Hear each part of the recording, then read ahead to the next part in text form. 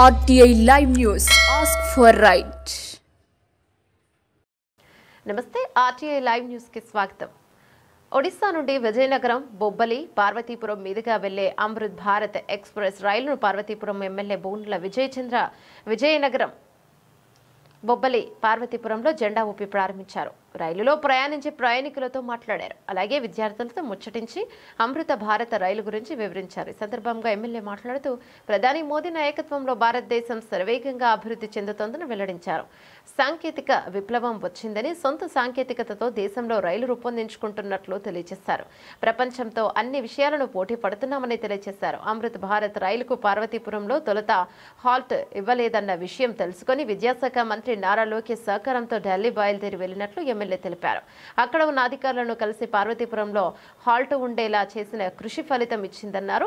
ప్రధానమంత్రి నరేంద్ర మోదీ ఒక ఇంజన్, మరో ఇంజన్ ముఖ్యమంత్రి చంద్రబాబు నాయుడు, మరో engine deputy CM Pawan Kalyan దేశ రాష్ట్ర అభివృద్ధికి కృషి చేస్తున్నారని ఎమ్మెల్యే వివరించారు. కుటుంబ ప్రభుత్వం హయాంలో దేశం రాష్ట్రం అభివృద్ధితో పాటు సంక్షేమ పథకాల అమలుతో ప్రజలకు ఎంతో మేలు జరుగుతోందన్నారు. కార్యక్రమంలో కూటమి నాయకులు, రైల్వే అధికారులు పాల్గొన్నారు.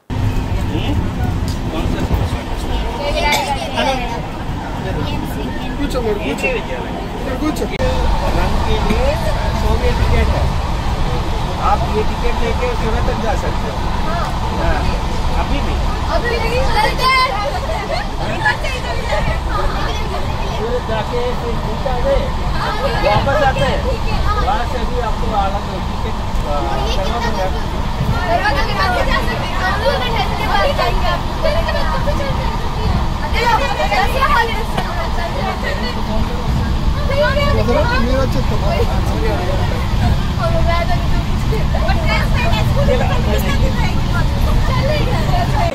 ప్రపంచ దేశాలకి పోటీ పడుతుంది.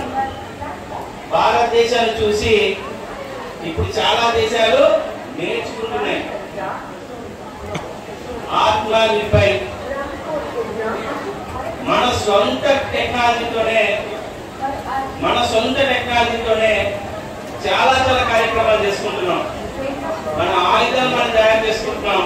ఈ రోజు వచ్చిన వందే భారత్ కానీ, అమృత్ భారత్ కానీ స్వదేశీ మన సొంత టెక్నాలజీని మనం వాడుకుంటూ మిగతా వాళ్ళకి పోటీ పడుతున్నాం. దీనికి కారణం ఎవరు? డబల్ ఇంజిన్ సర్కార్ నడుపుతున్న నరేంద్ర మోడీ గారు. ఒకప్పుడు చాలా బాధ అనిపించేది. ఈ రాజకీయాలు రాకముందు చాలా దేశాలు తిరిగాను. ఆ దేశాల ఇన్ఫ్రాస్ట్రక్చర్ చూస్తున్నప్పుడల్లా ఎకానమీ వైజ్ మనకంటే చిన్నదైన ఇన్ఫ్రాస్ట్రక్చర్ లో చాలా మెరుగ్గా ఉండేవారు.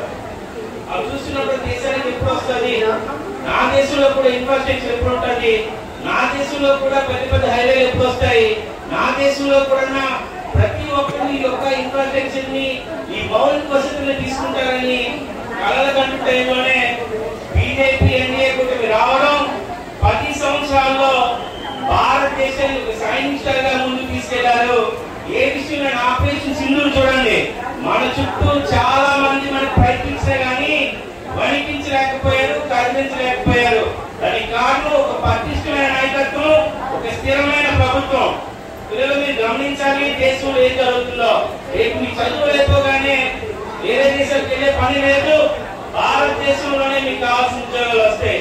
ఈ రోజు రైల్వే కార్యక్రమాల గురించి మాట్లాడుతున్నప్పుడు త్వరలోనే మన బుల్లెట్ ట్రైన్ కూడా ముంబై నుంచి అహ్మదాబాద్ కి త్వరలోనే చూస్తున్నాం.